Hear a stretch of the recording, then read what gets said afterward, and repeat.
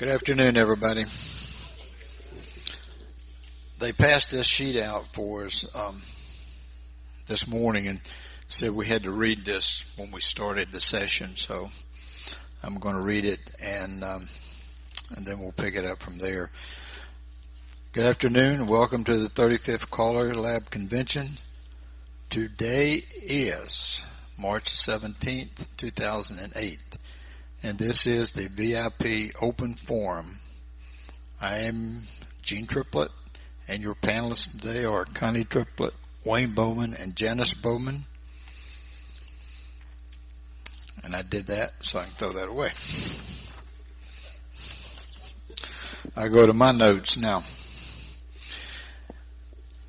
Most of you out there, and we have a very small crowd. However, they did advise us that we, even though we're small, that we should use the mic since this is a session that's being recorded.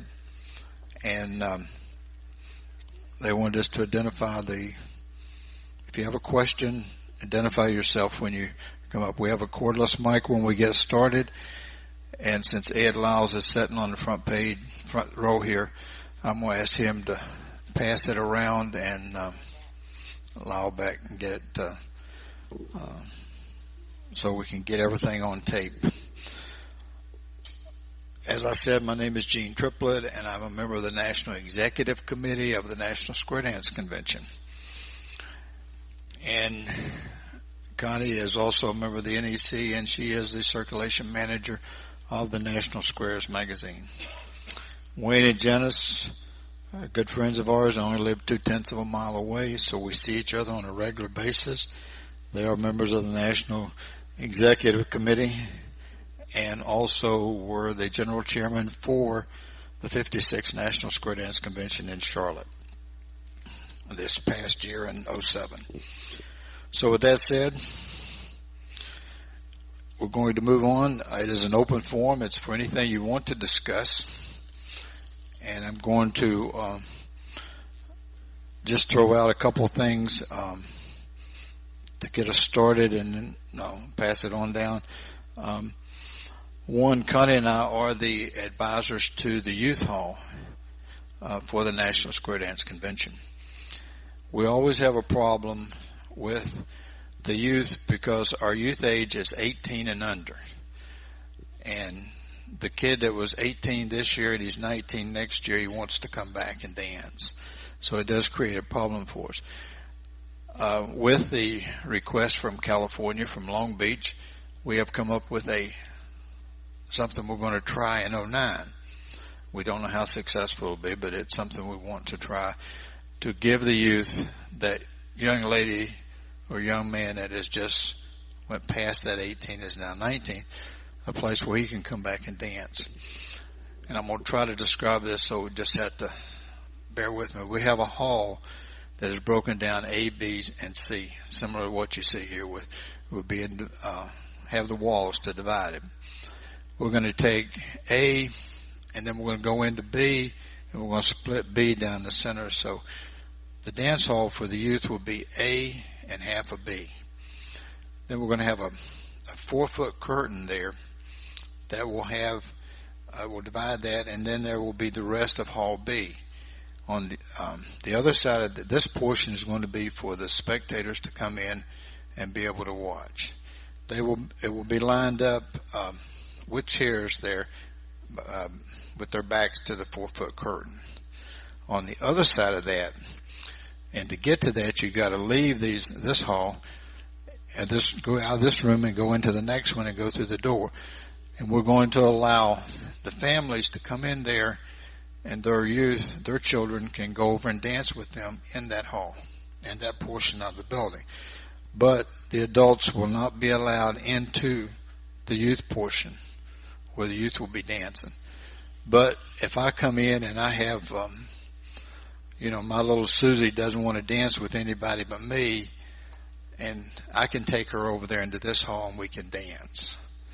Then when she feels comfortable, she can go back into the youth hall and dance over there by herself, and then I can go on and do some dancing.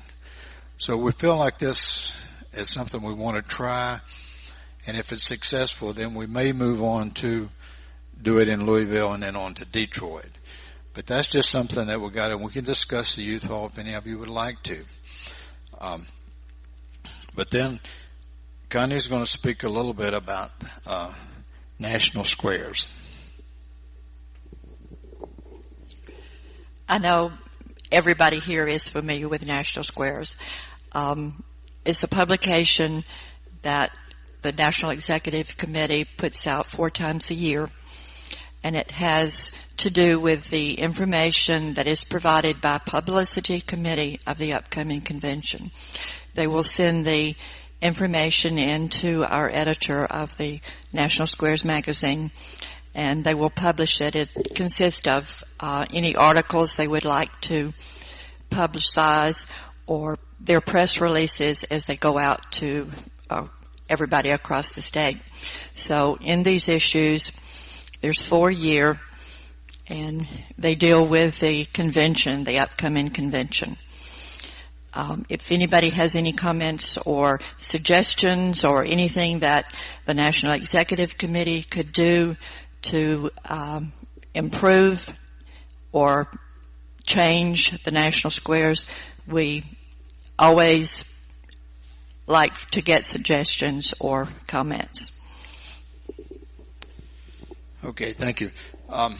Wayne and Janice are going to throw out a couple ideas, and then we will start taking questions or suggestions from the floor. As you'll notice, all 4 of us are representing the National Executive Committee of the National Square Dance Convention. So you'll see that the theme for this session is aimed in that direction. If you want to change it, that's why it's called an open forum. Wayne? Thank you, Gene. Well, before we move on to throwing another topic out, I mean, Gene and Connie have thrown a couple things out. Is there anybody got any comments, discussions of what they said before we put anything else on the floor? Anybody from the floor like to comment or to put something out for discussion? Here's one. Waltberg, Callers Club, Great Britain. We don't have youth halls, so to speak, at our big events. I'm hearing a lot of concerns and a lot of details about do's and don'ts for this youth hall. Could you explain to me why there's a problem? What exactly is going on? I'm asking because I've got a 17-year-old daughter and 3 grandchildren that dance. So I would like to know more, and I'm not in this country. I would like to know more about what's happening here. Okay, what we've tried to do with the youth hall is to keep it for the young people, because we've found out over the years that a lot of our adult dancers prefer not to dance with the younger dancers because they tend to want the faster music, the faster beat.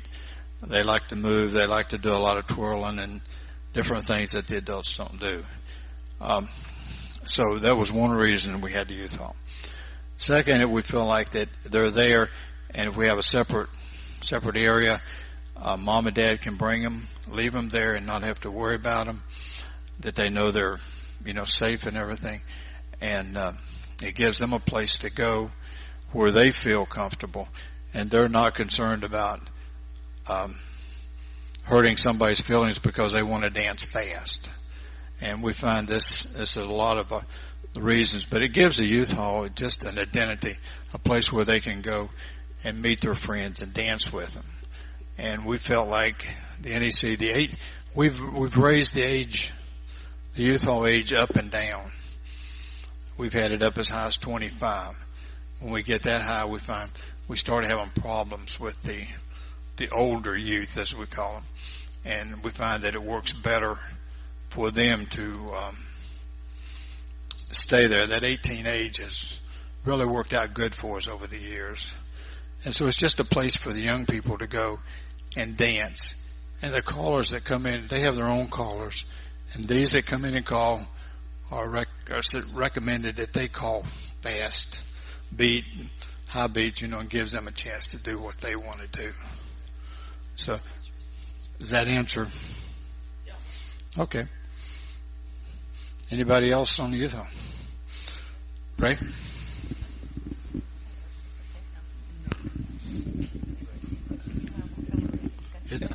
Ray Hutchison, excuse me. Wow. Ray Hutchison, the General Chairman of the 58th National Square Dance Convention in Long Beach. I'll make my comments regarding the youth hall and the family hall. This is an idea that our youth vice chairman approached us on, and it was something that was brought to him as a parent from his children and the other youth dancers, that their comments to each other that they would prefer a place to be able to dance with their parents if they wish to do so without leaving in a sense, without going too far away from the youth hall down to one of the other mainstream plus or whatever halls that might be available to them. And that's where the concept came up. It was an idea from the children and not from the parents. The parents endorsed it. They liked the idea, and they came up with a solution. And it's, again, as Gene indicated, it's a test of whether that is feasible to be able to do. Gene indicated about the 19-year-old who danced last year as a youth. We're not going to promote that too much. If they're there, that's fine, but it's primarily for the parent of the youth and not their friends. Many of the 18-year-olds, 17-year-olds can go to a mainstream hall or to a plus hall and form their own tip with the 19, 20, 21-year-olds that they've known for 3 or 4 years and coming to the convention. That is not a problem. It's mostly the 7, 8, 9, 10-year-olds that are reluctant to go to the regular halls, and they want to be able to have the ability to dance with their parents, and they can come out the door, go next door, and likewise then they can go back without being totally inconvenienced. And to follow up on that, one thing is they will have to go out of the A and B halls to get to the C portion of it. So they can't just say go over the rail, and we're going to have somebody in there where the kids are not going to be able to just scoot under the curtain either, because we hope the chairs are going to be able to protect that and everything. Okay, we had a question in the back there. Hold on a second. I'll get you next, Dave.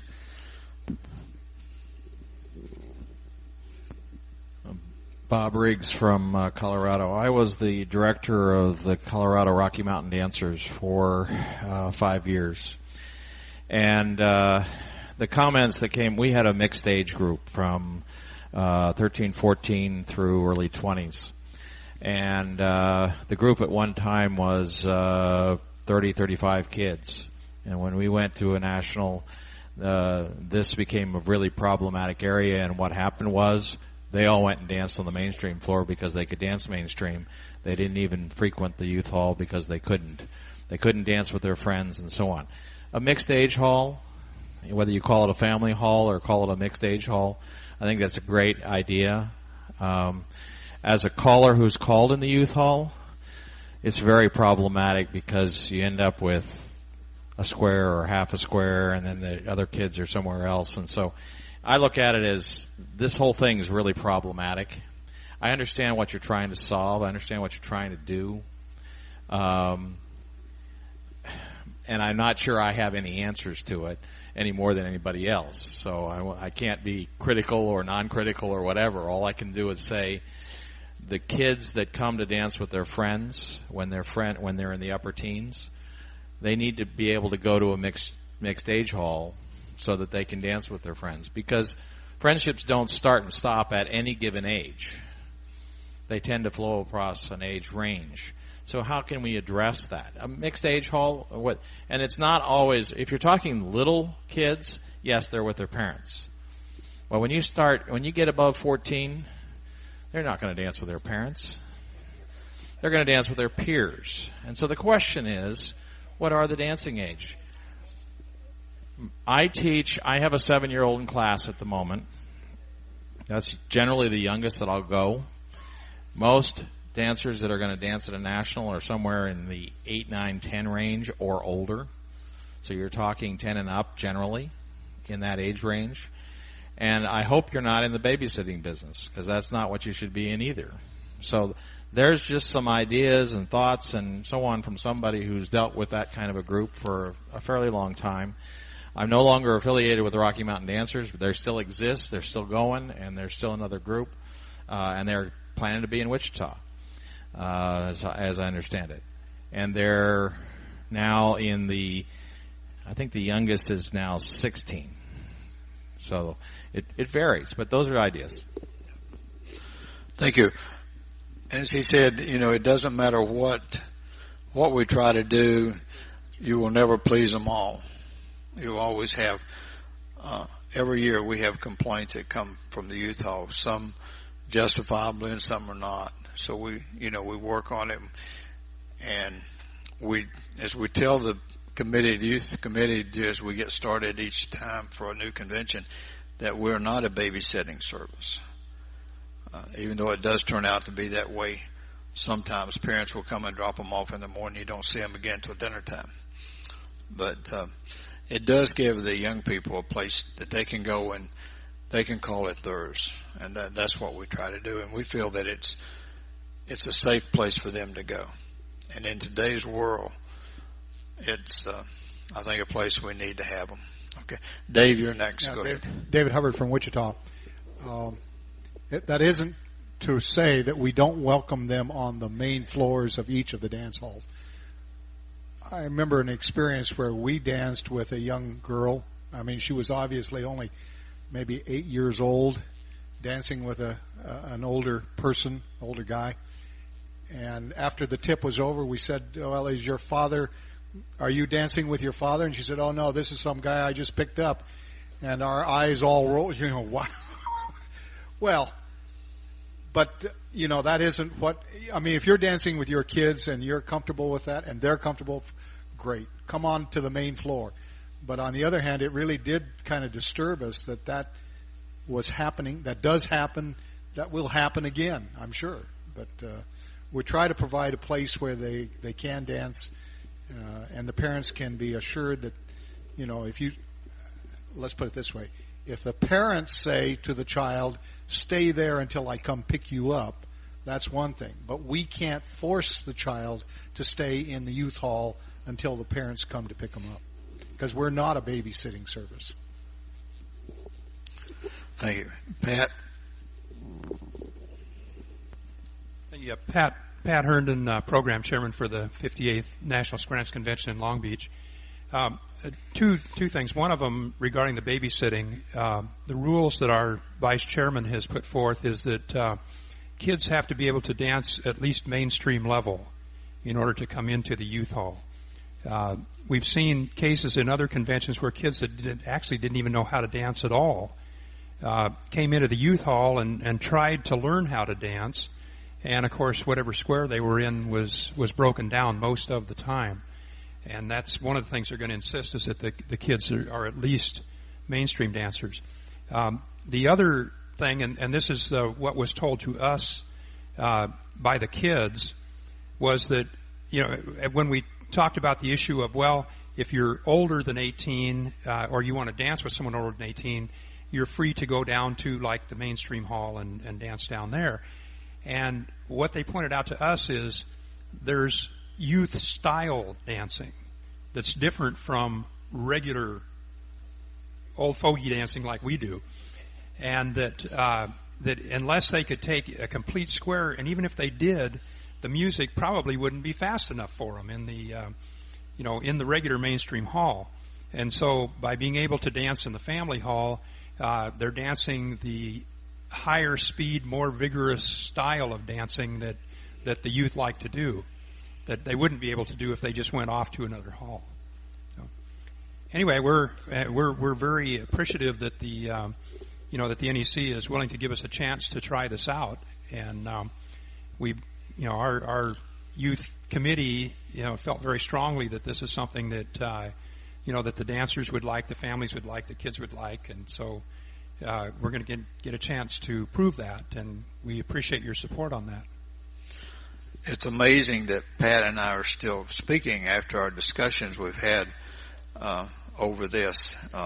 the subject and everything, but we did finally work it out and agreed to disagree on a couple items, but hopefully it's going to work. Walt Burr, along with being the... Would you give your name again, please, Walt sir? Burr, B-U-R-R. Along with being the Callers Association president, I'm also the Grand Square Incorporated representative for the United Kingdom. These questions about youth halls are now coming up to us because we have the GSI Festival in 2009. Second question, and you've answered a lot of things that we've been kicking around of how do we want to do this, what do we want to do about it. We're running into a problem with callers, and don't anybody shoot, but it's the older callers who do not want to call in that hall. Are you faced with the same problem? And what are you doing about it? Well, we schedule the ones that will call many times. But also, what we're doing right now is we're working with our youth, our young callers, as I said earlier, to get them, and we're going to showcase them in 09, but also encouraging them to come in too and call to the youth. So we look for our younger callers to do it, and I agree with you. A lot of our callers who have been calling for a long time prefer not to call in the youth hall, and we prefer not to schedule them in the youth hall if they don't want to be there. In other words, when the caller's profile goes out, they are the ones that they have to specify that they want to call in the youth hall. And then it's up to the program chairman for that convention to schedule them. And that works out good. Ray? Ray Hutcherson, 58th National Square Dance Convention Chairman. I have a question about something in the past. In Denver, there was a high-energy hall. Were there comments on that, and how did that work out? And is it something that they just wanted to do and it didn't go any further? Well, the high energy hall, or fast track as it's been called a couple of times, St. Paul tried it in 02. It was fairly successful. They never really had a big turnout in it.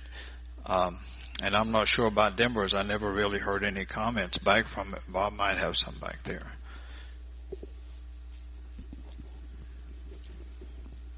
I would perceive that the higher energy hall was pretty successful in Denver, other than the fact that one of the characteristics of a high energy hall, it means you have to have callers that can call it. And one of the issues that I encountered, I was not programmed on it, but I ended up replacing somebody who didn't show. And the three callers ahead of me were way less energy than I was, because I call for youth. I call for teenagers. And I can call at 128 or 130 beats a minute, flat out with no extra time, and that's what those people were looking for.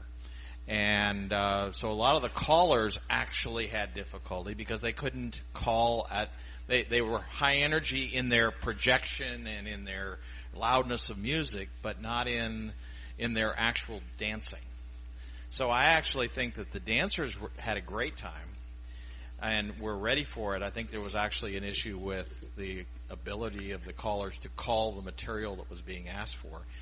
When I called, there were 25 squares in that room. And the ones that were really high energy, they couldn't get the high energy, they were doing hex instead of squares because they wanted to do something different. They were doing high energy hex, which is really a challenge. But the point being is, I think it's worth a try, but you do have to program it very carefully. You do have to promote it very carefully. And you can't get the really young kids. That's not the high energy they're after. You mentioned, and I'm deviating from the subject just a hair here, about not getting callers to call in the youth hall. I find it very unsatisfying to call in the youth hall, and I have done it several times. As a caller, it just leaves me. So I'm willing to do it, and I continually will do it, but it's unfulfilling because there's so much chaos in there. They're not really dancing to a large extent, and part of it I think is Okay, I won't go there. That'd be opinion. But in answer to your high energy hall, I think can be successful. Okay, thank you. All right, Wayne, do you have something you want to say about this? Okay, and then we're going to move on. I think we've discussed that.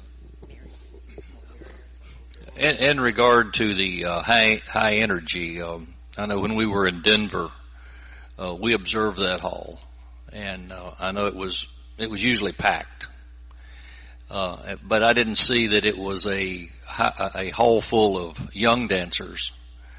I think I enjoy dancing high energy. I enjoy moving, and I think there's a lot of us, the older dancers, that do enjoy that. And I don't think that it's necessarily aimed at the young dancers because, as you said, I think those dancers are more interested in cutting up in the youth hall than they are dancing. I don't think that's that dancing is their priority in that hall. But in Charlotte last year, we did not have space available to have a high energy hall. We had a lot of discussions about it, but we couldn't come up with one. But what we did was program in a mainstream hall in the afternoons. We made high energy a large block of time available for all 3 days to dance what we called high energy.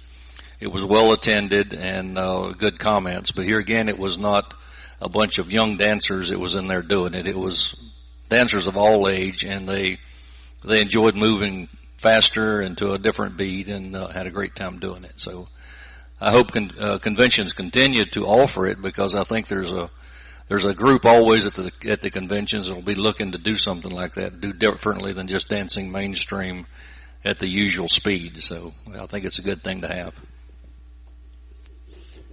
Okay, back in the back. Allow Mary will be the last one on this one. We'll move on to something else. Just a very quick comment. Mary Hutchinson from Sterling, Virginia. And personally, I love the high energy hall and all of the different types of halls, but I would ask, and this comes from my husband's experience, that when you do send out the schedule, make sure that those different types of halls are defined for the callers, because we got a schedule for one of the recent nationals and it said HE on it. We had no idea what it was, and it wasn't until we actually got to convention that somebody could tell us what that was supposed to be. So if you have a little key on the bottom that says, okay, this is a high energy hall and this is that would be really helpful to the callers that you're scheduling. All right, thank you. Okay, we're going to try to move on to a new subject here. I'm going to give it over to Wayne and Janice. Okay, with the same theme of we're National Executive Committee members, so most of our interest, right now lies with the National Executive Committee. We have recently brought up a new website that's designated nsdcnec.com, and there has always been, or for as long as I can remember, a website out there for the National Executive Committee that contains some information. Now, it was a website that had been developed by one of our NEC members, and for a long time it has contained information that was helpful, but that website needs to be expanded. It's like anything else. We need to buy a new car, and we needed some more whistles and bells on it to attract people, and that's the purpose of this website, to expand it and to include some things that were not available on our current site. So that site is up. If you'd like to take a look at it, it's a little different from the old one, and it is under construction. It's certainly not complete by any means, and it probably won't be complete for some time. But one of the things that we're talking about putting on that site is caller profiles. And this is something that we hear each year when a convention sends out a request for callers that they're registered, and we ask for a caller profile. And the callers typically answer, well, gee, there's nothing changed in my profile from last year. Why don't you use that one? And some of them are slow coming back in. They want to call at the Nationals, and they will not be programmed till they get caller profiles back. But what we're envisioning is a way of taking the caller profiles, put them on the website, give the caller access to it, so if something does change in his profile, that he's has been calling mainstream and plus, but now he's calling advanced, we need to know that. And his level of experience, so we know how to program callers. We certainly want to put callers into call-in slots that they're familiar with. We don't want to limit their ability to call because we don't know that they're advanced callers or a challenge caller, and we just don't know that. But we think that if we can put enough profiles out there, we get a lot of repeat callers at the Nationals, and of course we get new ones every year. And there will still be a need for newer callers who have not attended a National before to fill out a profile, and so we can put it out on the website. But certainly I think we want to move in the direction that the profiles are out there, the callers can access them, and then future conventions can have them available, and they don't have to sit there and wait for a profile to come in to start programming their dance halls. And so we think this will be a help. And we would other things that are going to be on the website, I'm sure, as we move along, that will be helpful, and anything that we can put out there to spread the word about the Nationals and the associated folks like CALLERLAB, RoundTheLab, or anything that has to do with square dancing. Certainly there'll be links to all those sites out there. And we'd like to have a link off of all of those sites back to the NEC website. So it's easy for people to move from one to the other, and I'm sure they'll be linked as time goes by. But any comments from this group about what we might include there that we are just not thinking about would be welcome. If you've got ideas about what needs to go out there, we would certainly welcome some input from this group. Any comments on that? Paul? Paul Walker, North Carolina. We were my wife and I were the publicity chairman for the 56th National Square Dance Convention. And in the preceding conventions, we would seek out and find the different executive directors or secretaries of national organizations, and we negotiated with them and talked with them and asked their support that if we were to send out electronic emails with publicity on it, would they pass that on to their members of their association? The response was really tremendous, and many of them did support our national by forwarding the electronic information. The emails were no color, no graphics, no attachments. It just came out of pure text, and usually after we sent it out, within 2 or 3 days, we'd receive a copy from these organizations, and I knew that they had been sent out. And we asked them, of course, to send it to their members, and then ask the members to forward it to the people that they queued or called for or prompters. And we also had, within several states, especially on the eastern seaboard, the internet coordinator for that state that would take that email and pass it on to associations within their state. Then they would take and pass it on to club members. And it really worked remarkably well. I wish we had had the time to organize the entire nation to do that within each state. The system's already there. We really don't have to build it. It's already there. All we need is the willingness of the state federations, state organizations, and the national organizations to be willing to help support, the national convention. And I can tell you, the national convention is the greatest square dance event in the world. It is. We've been going to them since, it's going to go back a long time. Whew. But this goes back to the mid-'70s when we started dancing in 74. And there's still an excitement when we go. I mean, it's fantastic. And we need to get the word out to the people. Not every dancer in the country subscribes to a local square dance publication. I can tell you that. They don't. we learned an awful lot. And we found a lot of publications wouldn't even put anything in their magazine to the dancers. So we've got to bypass that. And we really do. We would send something out in the mail, and we'd get a comment back from them saying, the price for full page is $25.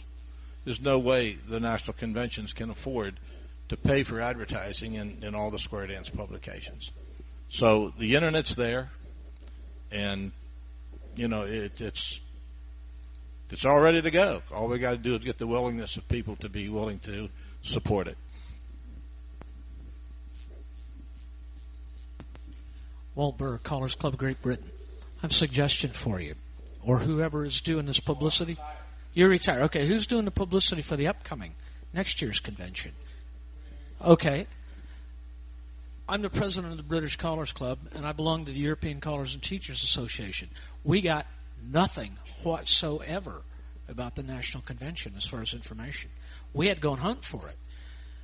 I have 190 members in my organization that call for approximately 300 clubs. You send it to me, they will all get it. In Europe, there's 650 clubs with about 5,000 dancers. Okay. As far as I know, there was no contact there. Don't take this the wrong way, but look a little bit beyond the coastline of this country. There's an awful lot of dancers out there that would like to have this information, and we're having to go and hunt for it and dig it out and scratch it. Okay, you send it to me, I can put it to ECTA, European Association. I can put it to the European dancers. I can put it to the British dancers. But I got to have it first. I'll give you a card before we go out of here. Okay, I'm happy. I'm going to be in that office for a couple of years, mainly because nobody else will step up and take it. So, but I'll help you. But I got to have the information. One of the things that the big feeling in Europe is nobody looks beyond the American coastline. Now, don't get me wrong. I'm from this country. I just happen to live over there. Look a little farther. There's a lot of us out there. Al Shaw. Yes. NSDCNEC.com. Yeah. Just a little more on this subject of the press releases, and Paul touched on it. Paul had the idea when he was working on this to contact Jerry Reed at CALLERLAB. And I know that those press releases was forwarded to Jerry, and then they were forwarded to every member of CALLERLAB that had email. And I think that was true also with Round the Lab, was it not, Al, that they came to you and then they were forwarded.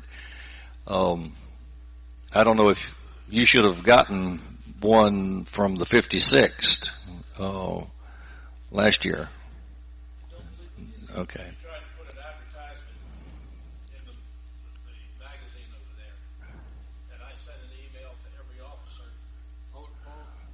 Wait a minute. Get the mic, Paul. The Bulletin, I think is the name of it. The Bulletin. And I sent it up. Then I looked into the web page for the European people and tried to send an email to the treasurer, the secretary, and the president, and asked for rates to put an ad in their paper, in their bulletin. I did the same thing for the ones in England, the United Kingdom.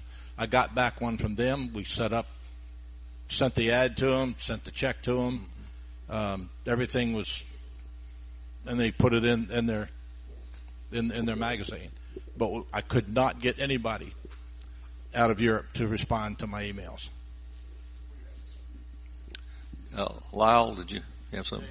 Yes, talking about the email distribution of information, no matter what level of meeting we attend, whether it's here, we have trouble getting the word down to the individual callers or the dancers, whether we're at USDA level, at the arts level. Arts has come up with a email tree setup, and arts in that case would send an email to each of the major organizations, Round the Lab, the Gay, Square Dance, whatever. And then they also have a list of all the state presidents, and I know there's some other associations that aren't state, but they have a email list and send that to the state presidents. Then the state president sends a copy of that to each of his association or federations. Federation sends it to their clubs, and then the club, in turn, sends it on to their dancer. Nobody has to maintain a 3,000 email list. When it gets to the state president, we may have 6, 7 that he has to send it on to. Then the federation sends it to their clubs, and this way nobody has to maintain a huge list, but just keep passing it on. And I think this is a way to get information down to. We're usually talking about getting it to the individual dancer, and the word never gets to them. And this is a way to get it down to them. Okay, thank you. Okay, Dave, and this will be the last one on this subject. We want to move on to something else. Well, we also had David Hubbard from Wichita, General Chairman. We had problems getting into Europe, too. Maybe we're a little behind the times, but I think we're going to have to discuss how and when we are allowed to do our advertising, because there were at one time restrictions on when we could put out our advertising.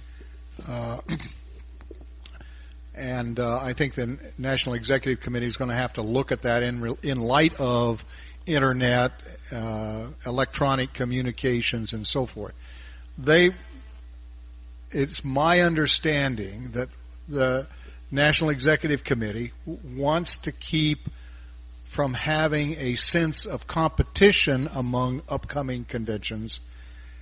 And one of the things that we have to do when we do take even our printed material out, we were supposed to have copies of the upcoming convention's material to display at the same time. So we've got some issues which we need to work out so that we can better put that kind of stuff. But one of the things would be to have the website where all of that is available at one stop, where you could get it if we can't get a hold of you, so it works both ways. And I think that's what the objective of this website is going to be in the future, so we can do it a little better.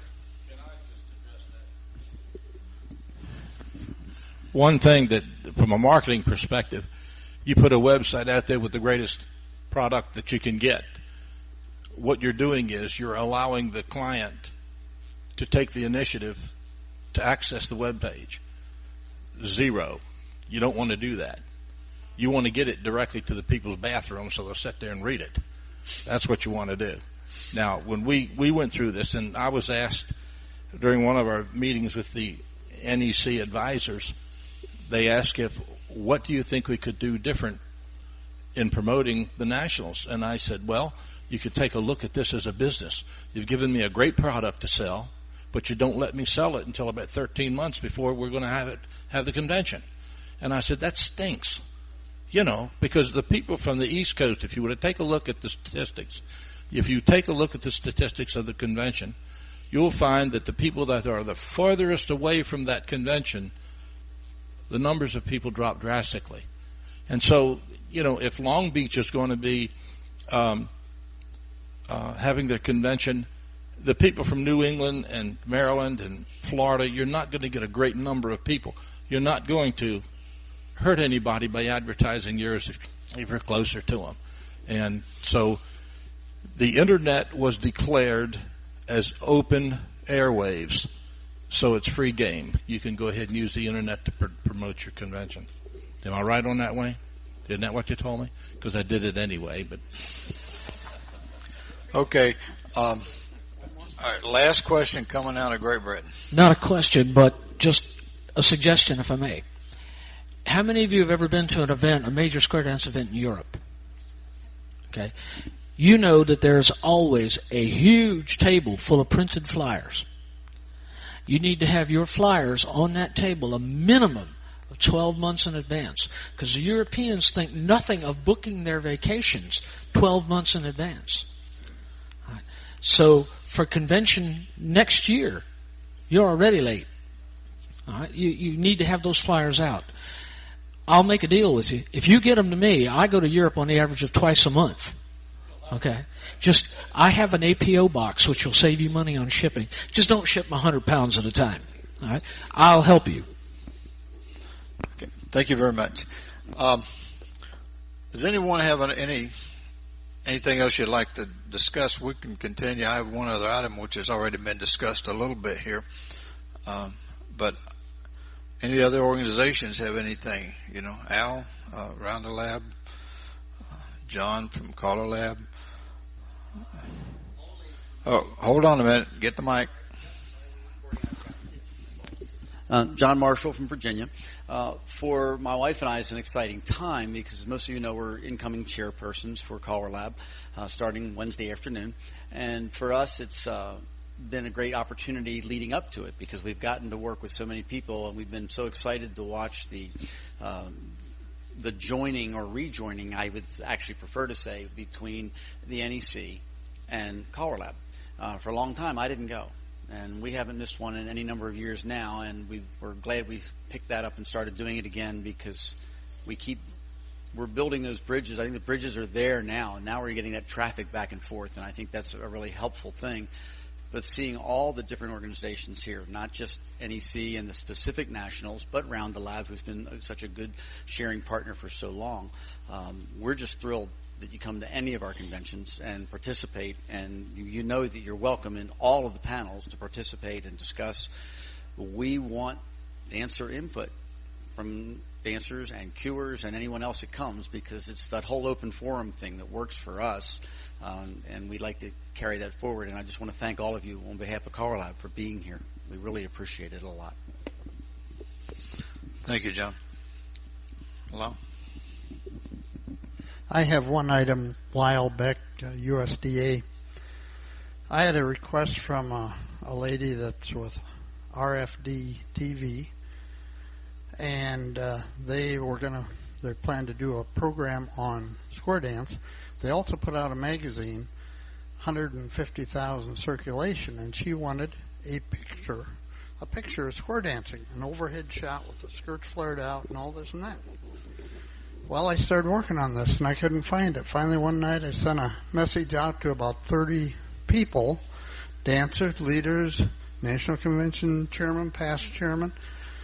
I have not been able to come up with one of those pictures yet. 15 years ago, everybody's taking them from the balcony. She wants a high definition so that it can be enlarged and print clearly, but I think with the new video or the digital cameras, they enlarge good. But we're putting it off now for their next edition, and I couldn't come up with a picture for her, and I just was floored that I couldn't find one. Roy got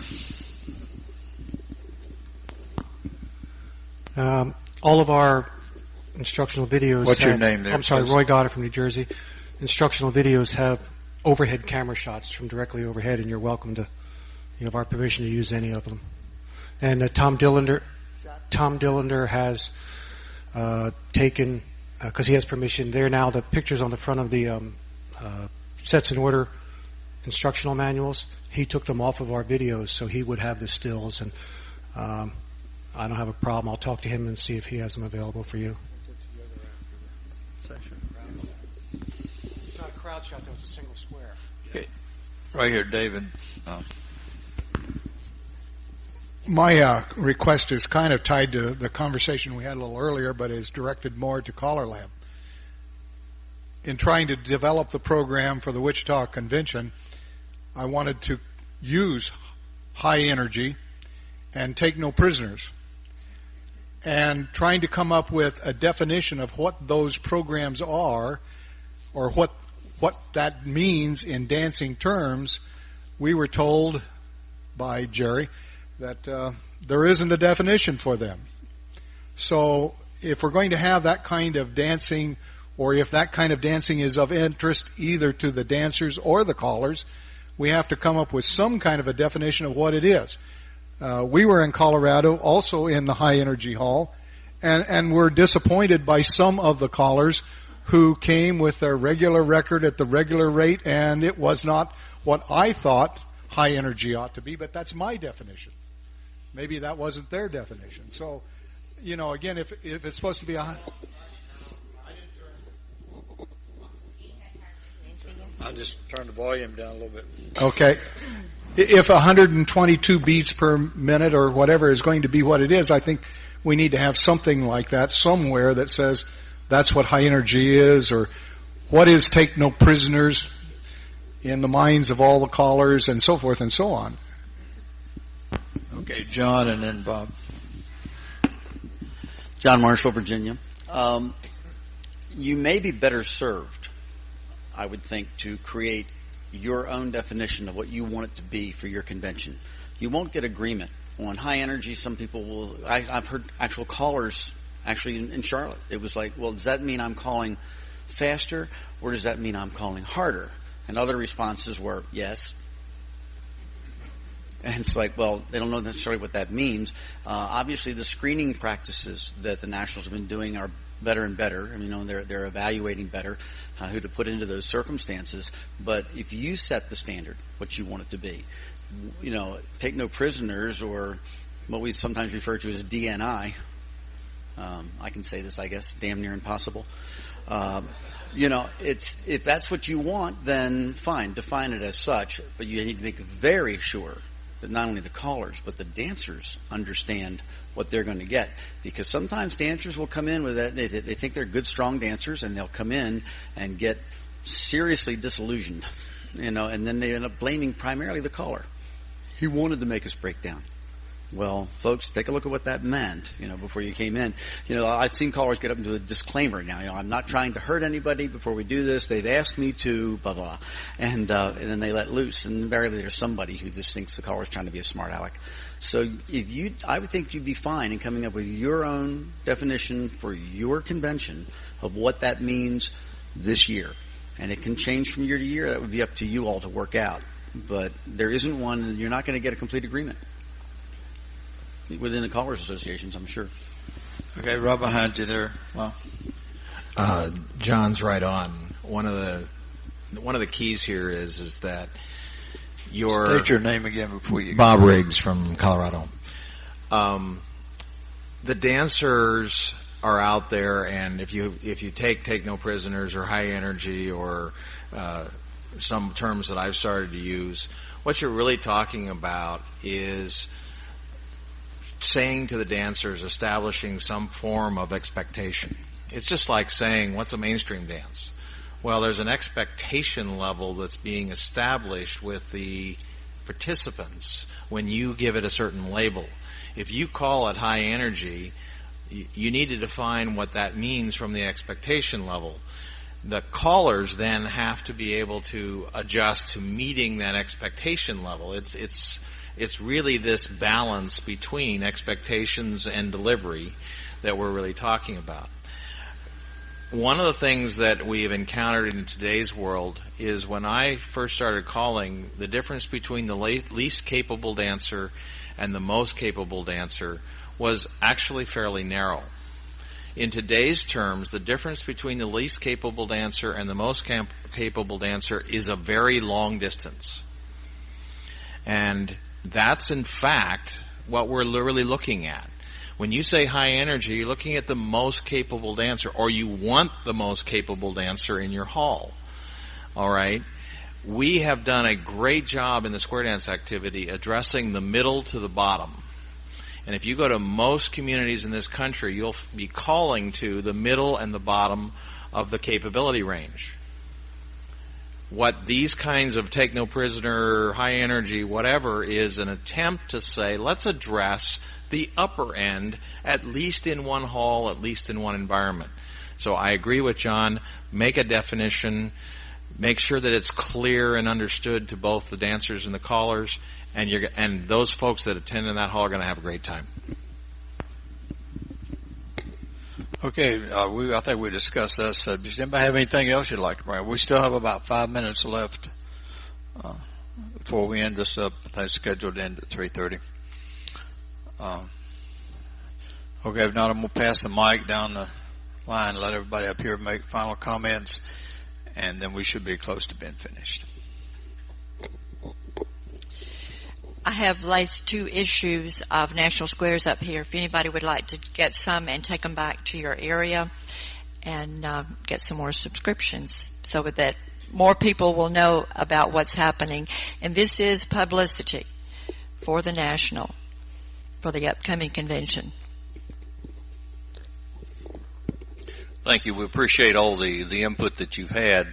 As it relates to the website that we talked about, if you have suggestions for the website or something that you think we need to put out there, you can contact any of us through our email addresses. It's going to be on the website. You can click that and go right into email and send us emails, but we'd love to hear from you.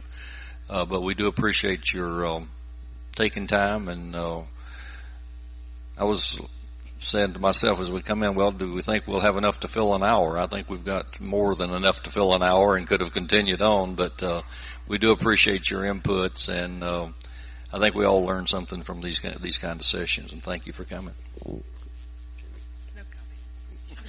comment.